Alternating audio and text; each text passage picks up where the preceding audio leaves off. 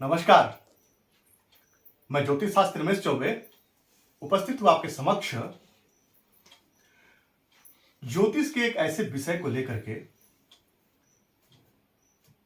जो सुन के आपको आनंद आ जाएगा। और ये बड़ा गंभीर विषय है। ये जो विषय पे चर्चा करेंगे ये ज्योतिष का बड़ा महत्वपूर्ण विषय है। दो चीजें बताऊंगा मैं यहाँ पे लिख के रखा हूं मैं आपके लिए। इसको जानना बड़ा जरूरी है क्योंकि आप देखते होंगे अक्सर कि किसी लड़के से किसी लड़की का विवाह हुआ तो लड़की अचानक से उसका देहांत हो गया, या लड़के से या तो लड़का का हो गया तो लड़की का हो गया। तो ऐसा कब होता है, ऐसा क्यों होता है, इस पे और भी मैं एक आध वीडियो इसके बाद भी बनाऊंगा कुछ विशेष। लेकिन आज हम विश्व कन्या या विश्व पुरुष इसके बारे में जानेंगे। तो विश्व कन्या कहने का मतलब क्या, कि वो लड़की या वो लड़का जो है उनके अंदर क्या जहर होगा? नहीं। विश्व कन्या और विश्व पुरुष ये एक विशेष नक्षत्र में किसी विशेष दिन को यदि लड़के या लड़की दोनों में से किसी एक का जन्म यदि होता है तो विश्व कन्या या विश्व पुरुष किस श्रेणी के अंतर्गत आते हैं। और ऐसे में यदि विवाह आपने किया तो निस्संदेह जो है लड़की है उसको वैवध्य का सामना करना पड़ेगा, या लड़का भी यदि है तो उसकी स्त्री का उसको जो है वियोग सहना पड़ेगा। और इसमें ये एक बार नहीं बल्कि बार बार होता है। जैसे कि यदि कोई स्त्री विश्व कन्या है तो उसका अब जितनी बार भी विवाह हो उसके पति का जो है साथ उसका छूट जाता है, यानी पति की मृत्यु हो जाती है। चाहे वो 3 शादी कर ले, 4 शादी कर ले, 5 शादी कर ले। तो ये योग आपको देखना पड़ेगा विवाह के पहले। थोड़ा सा जागरूकता बड़ा जरूरी है। और यदि ये योग है कुंडली में मान लीजिए तो इसका परिहार क्या हो सकता है उस विषय पे भी चर्चा करूंगा। मैं लिख कर रखा हूं कि इसका परिहार क्या है और इस पे कैसे हम इसको ठीक कर सकते हैं। उसके अलावा 2-4 योग और भी है कुंडली में जो देख लेना चाहिए। तो चलिए चलते हैं आज के हमारे विषय पे। तो मैंने लिखा है कि यदि रविवार का दिन हो, यदि रविवार का दिन हो और द्वितीया तिथि हो और शतभिषा नक्षत्र हो, यानी कि ये तीनों जो शर्तें हैं आपकी पूरी होनी चाहिए। क्या होना चाहिए?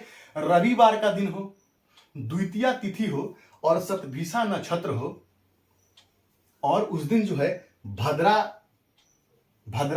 हो। भद्रा जो होता है एक होता है, आप देखिएगा आपको कैलेंडर में या पंचांग में आपको दिखाएगा। तो उस दिन यदि भद्रा भी हो तो योग और प्रबल ज्यादा हो जाता है। और या तो फिर यदि ये शर्त भी तीनों पूरे होते हैं तब भी, और भद्रा हो तो बहुत घातक। साथ ही साथ यदि मंगलवार का दिन हो, सप्तमी तिथि हो और अश्लेषा नक्षत्र हो, तब भी इस योग में जन्मे लड़का या लड़की विश्व कन्या या विश्व पुरुष के श्रेणी में आते हैं। वहीं यदि शनिवार का जन्म हो और द्वादशी तिथि हो और कृतिका नक्षत्र हो, यानी कि सूर्य का नक्षत्र हो कृतिका, तो ऐसे में भी जातक या जातिका जो है वो विश्व कन्या या विश्व पुरुष के श्रेणी में आते हैं।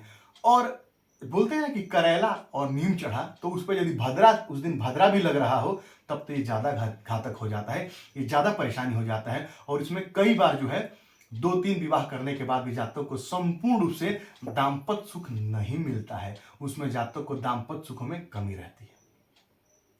अब इसका परिहार क्या हो सकता है? तो इसका परिहार यह है कि मान लीजिए यदि कोई स्त्री विश्व कन्या है तो पीपल के वृक्ष से उसका विवाह करा देना चाहिए। बट वृक्ष से नहीं, पीपल के वृक्ष से उसका विवाह करवाना चाहिए।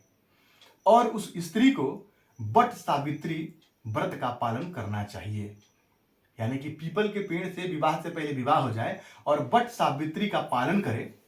और साथ ही साथ किसी ऐसे व्यक्ति से उसका विवाह कराया जाए जिसमें उसके आयु भाव बहुत मजबूत हो। यानी कि अब आयु भाव कैसे मजबूत हो? यानी लग्नपति भी बलवान हो और अष्टम पति अष्टम भाव में बैठा हो या बलवान हो के केंद्र त्रिकोण में बैठा हो। तो इस प्रकार का योग यदि उस लड़के के कुंडली में है, जैसे कि मान लीजिए कि हम यदि देखते हैं किसी का विवाह जब करते हैं तो हम देखते हैं कि किसी लड़की के कुंडली में यदि उसका पंचम भाव बहुत कमजोर है, यानी कि संतान प्राप्ति में बाधा है, तो हम किसी ऐसे लड़के के साथ विवाह देखते हैं उसका कि उस लड़के की कुंडली में संतान प्राप्ति के बहुत बढ़िया योग हो। तो दोनों का जो है कहीं ना कहीं वो चीज जो है समभावस्थ हो जाता है। तो यदि विवाह के बाद में 60 साल की यदि जिंदगी यदि या 65 साल की जिंदगी में यदि आदमी जी ले तो हम संपूर्ण आयु मानेंगे आज के समय में। तो ऐसा देखना पड़ेगा आपको कि लड़के की कुंडली में या लड़की की कुंडली में आयु भाव उसका मजबूत होना चाहिए, और ये उपाय करके आप विवाह कीजिए तो निसंदेह आपको लाभ होगा।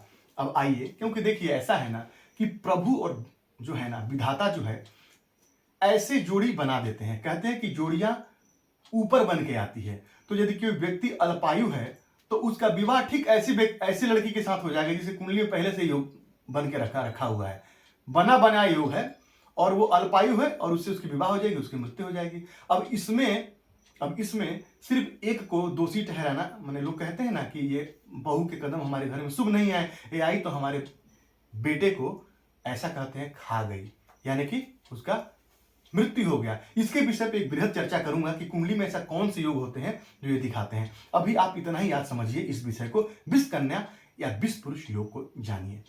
आगे बढ़ते हैं। अब यहाँ पे 2-4 ज्योतिष के सूत्र हैं। क्या? तो सूत्र स्त्री ऑब्लिक पुरुष जातक के लिए ये दोनों पे लागू होगा। क्या क्या होगा? यदि मूल नक्षत्र के प्रथम, दूसरे और तीसरे जन्म में उत्पन्न लड़का या लड़की अपने ससुर के लिए अनिष्टकारक होता है। आप देखिएगा कई बार कि लड़की का या लड़के का विवाह हो गया और विवाह के बाद उसके ससुर का मृत्यु हो गया 10-15 दिन में या 6 महीने में, या कुछ उनको ऐसा बहुत बड़ा बीमारी हो गया या बहुत बड़ा उनका एक्सीडेंट हो गया, अनिष्टकारक हो गया। तो ये कब होता है? जरूरी नहीं कि मृत्यु हो जाए, अनिष्टकारक है, यानी कि दुर्घटना हो जाए, हार्ट की प्रॉब्लम हो जाए, हार्ट अटैक आ जाए, माने कष्ट प्रदान होते। कब होता है? जब लड़का या लड़की का जन्म मूल नक्षत्र के दूसरे, तीसरे या चौथे चरण में हो तब। आगे, अश्लेषा नक्षत्र के दूसरे, तीसरे, चौथे चरण में सास के लिए अनिष्टकारक। यदि लड़का या लड़की का जन्म अश्लेषा नक्षत्र के दूसरे, तीसरे और चौथे चरण में हो तो सास के लिए अनिष्टकारक हो जाएगी, यानी जो पहले बताया वो सास के साथ हो सकता है। अब विशाखा नक्षत्र के सिर्फ चौथे चरण में, बाकी 3 चरण नहीं लेंगे, विशाखा नक्षत्र के चौथे चरण में लड़की अपने देवर के लिए और लड़का छोटे साले के लिए क्या होगा? तो कष्टकारक होगा।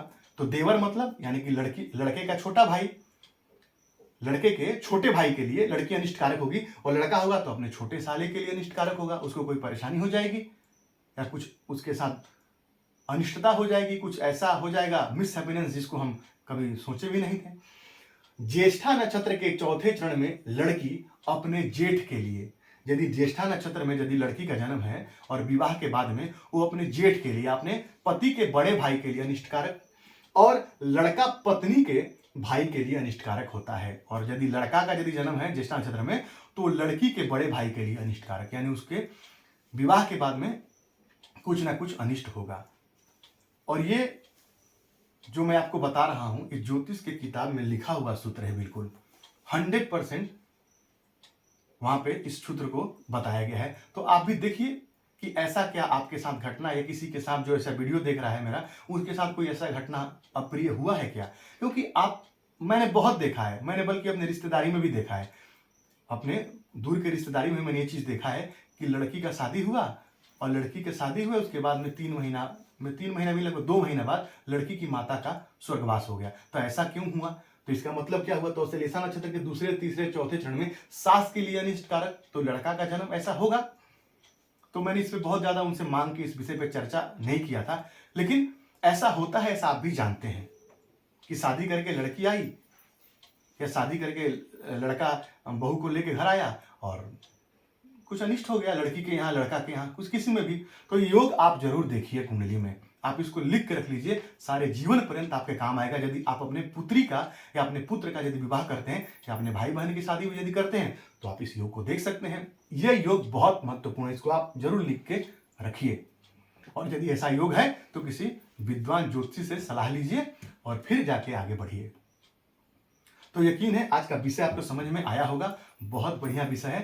तो यदि आपको मेरी बातें अच्छी लगती है तो मेरे चैनल को सब्सक्राइब करिए और वीडियो को लाइक करना बिल्कुल मत भूलिए, क्योंकि आपके एक लाइक से मनोबल बढ़ता है। तो आपका दिन मंगल से मंगल कामना के साथ आज के लिए इतना ही। नमस्कार।